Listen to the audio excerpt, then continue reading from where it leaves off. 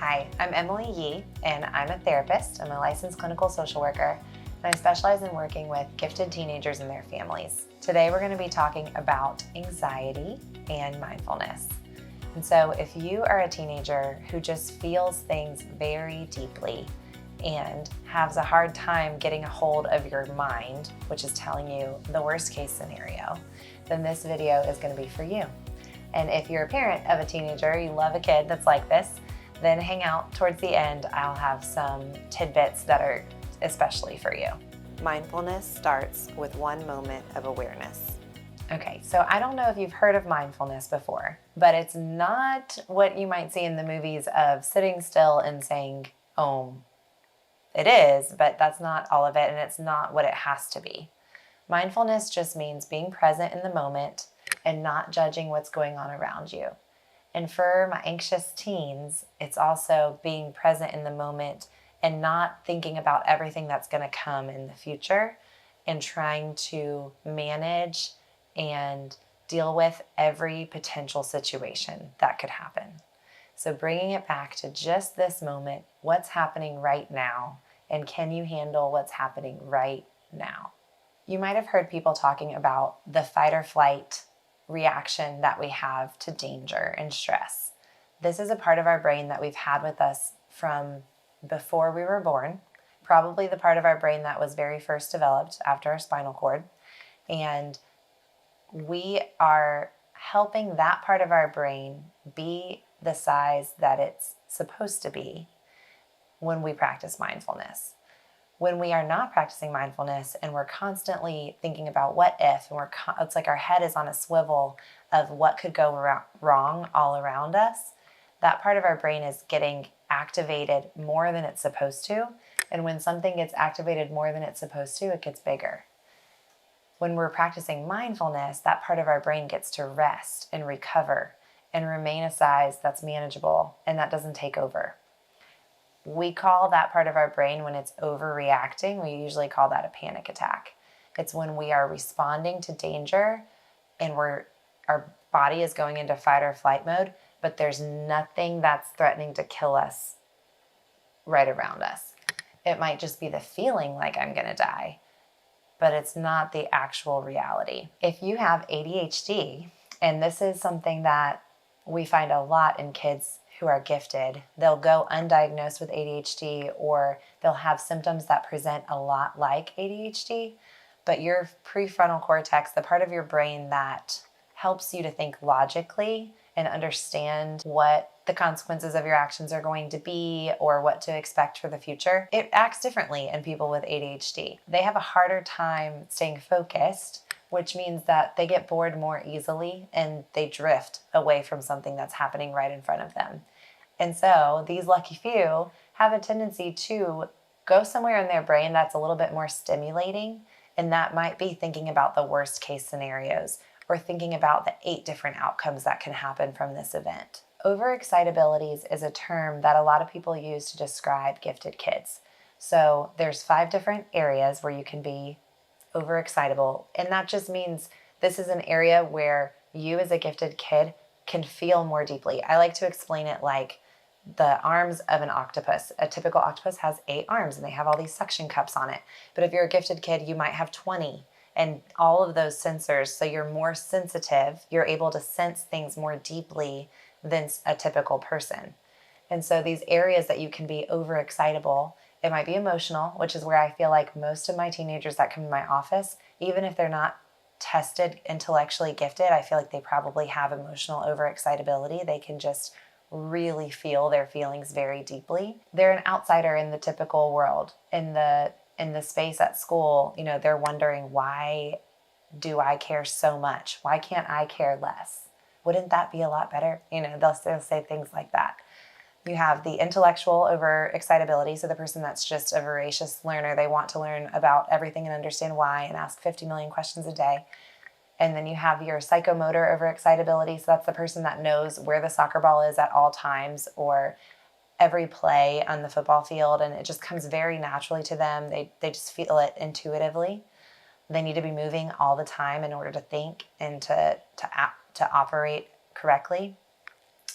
sensory overexcitability, and that can look like being very sensitive to sensory stimulation, like the little string in your socks. When you put it on, you might have just that. It's like incredibly painful to have that pressure on your toes, or sounds that are too loud, or people that are chewing. All of those things bother you because you're sensory avoidant. And then you have your sensory seekers who are like, I want the loudest music possible. I want to feel it making my heart beat more. They want to feel very deep pressure hugs, or jump into things, crash into things, jump on the trampoline. That kind of stimulation for them makes them feel more at home. And mindfulness is the ability to pause and notice when your emotions are taking off, when you're launching, and to ask yourself, what's going on in that moment, and to take a little bit of control over that.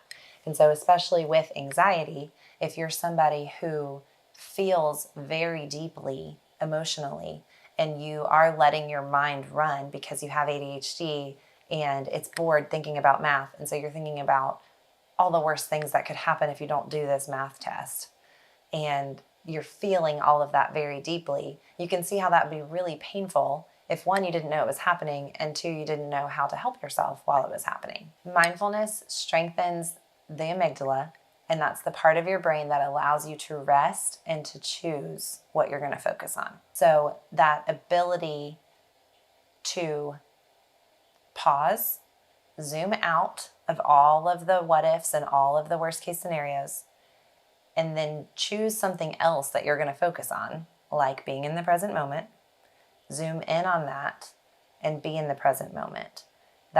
It's a skill, it's a strength, it's a muscle that we have to practice. And it's huge for kids that have anxiety. So we're going to talk about 4 creative ways to practice mindfulness with teenagers. One of them is to have a fidget basket. So a literal basket of fidget toys. And these are so popular right now. You can find them at the Target dollar section.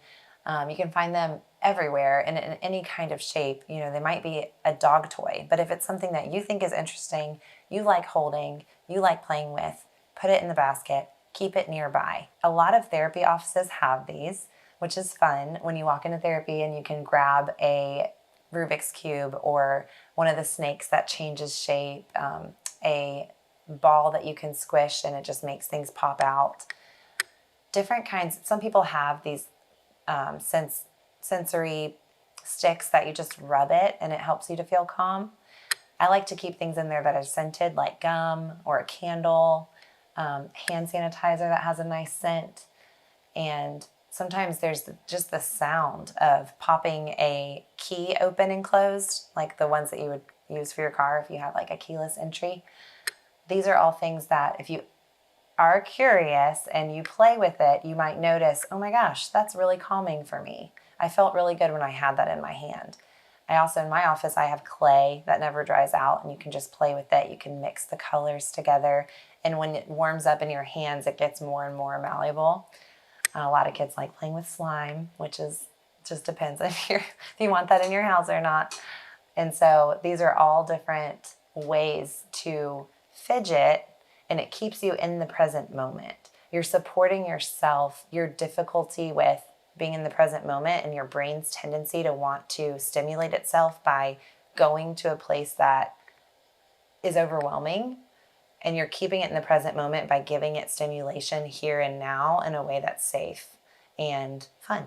For the kids who have that overexcitability of psychomotor, where they know where the football is at all times, or they have to be moving, they're bouncing all the time, they like tight hugs. This kid, if they're practicing mindfulness, it might look like a walk, walking around and noticing what they see, maybe even saying it out loud. I see the blue sky. The temperature outside is this. I'm feeling my shoes on my feet, and just being really present with their senses while they're walking around. I notice that my body feels balanced or it feels tight, and just paying attention to what's happening right now while moving. This is something just to be aware of. If you are trying to sit still and be in the moment and you're so aching to move, let yourself move. All of this is getting to know who you are and what you need. And so being really careful not to limit that and stay curious, keep asking, is this working? And leave a lot of space for there to be the answer no, and then to try something else. There's a phrase a lot of times used in therapy called name it to tame it. And if you were to be prompted to think about what you were feeling and to give it a name, and so a lot of times posters with feeling words are up in many different therapy offices. I have one here. And I'll point to it all the time. Okay, pick the feeling that you're noticing in your body right now. Name it. Okay, the person would say, I think I'm feeling bored. And then I'll say, okay. And I just want you to take 3 breaths and just focus on that feeling. And so we'll practice, breathing in, hold it, and exhale. Just noticing that feeling. And we'll do it again and again. And we're pausing time, we're noticing the feeling in the moment, and we're sitting with it. And how different is that to the typical of, one, not even noticing that you're having that feeling, maybe trying to push it down or push it away because you're trying to turn on a happy song or just keep going and push harder.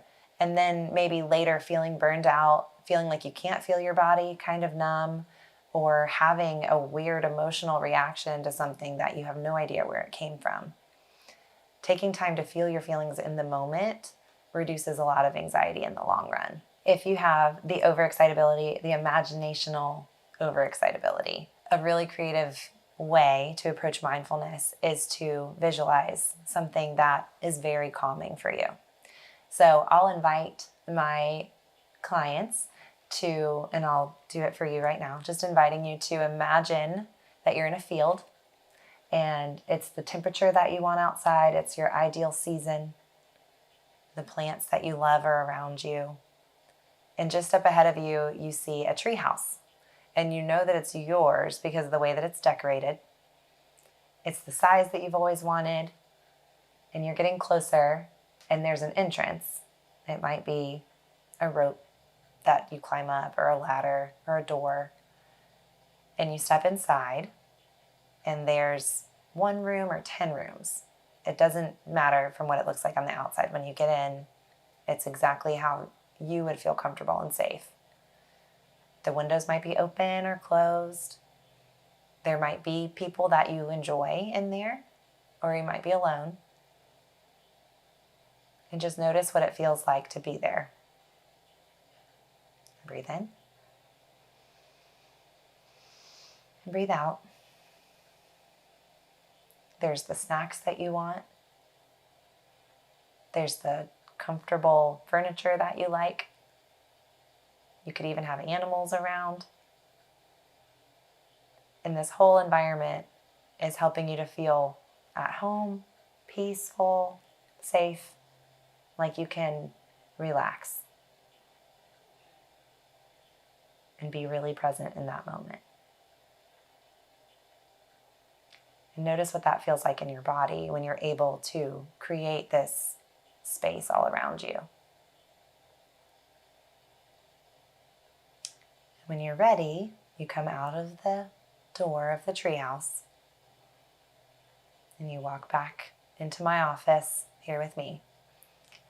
And so practicing that kind of imagination, visualization, mindfulness is one way to get access to that space in your body where you feel calm and peaceful and present. And so we went through some different ways to approach it, but depending on your overexcitability, how you are wired, you have to access mindfulness differently.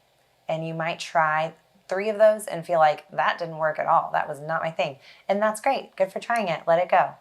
But maybe one of them stuck with you and you were able to feel what that feels like to unplug for a second and to feel safe in this moment right now. So for parents, if you're desperately wanting your child to feel calm, to feel this peace that we've been talking about, and you cannot get them to sit still, you cannot get them to buy into this or to try, I would recommend using choices, offering occasionally, would you like me to help you name what you're feeling right now? Just naming the feeling for them while they're talking to you and saying, it sounds like you're feeling frustrated, and nothing else. and let them say yes or no and let them try to come up with a name can go a long way to them feeling seen and heard and being able to feel safe with you. It might be that you offer choices if they're a younger child, like, would you like a big hug or to take 3 deep breaths with me? And so we're engaging them in some kind of self-soothing or co-regulation, but you're giving them a choice in it, and it's not just like another demand that they have to do. Building it into your routine is always awesome and recommended, and a lot of schools do that nowadays where they have mindful moments. They have kids stand up and spread their arms and legs and stretch out into a star, take 3 deep breaths, notice how they're feeling inside. And so if you build this into your life, it might look like 30-second hugs where you guys hold on a little bit longer than you might have and take a deep breath together. A lot of co-regulation happens between parent and child early on in life, and as you get older, if you've built those blocks for them, they're able to take that in for themselves. But if we've missed a step here and there, it's no better time to start than now. Looking up some research-backed ways of co-regulating together and inviting them into that with you. Avoiding demanding it, because that's going to make them resist it more. So offering it in a choice or in a wondering, like, I wonder if a hug would help, and inviting them into that with you. It's what I would encourage you to do. So if you liked this video, I'd love you to like it, subscribe, and if you would like to work together, my information is listed in the information below. You can just click the link and find me there. Talk to you soon.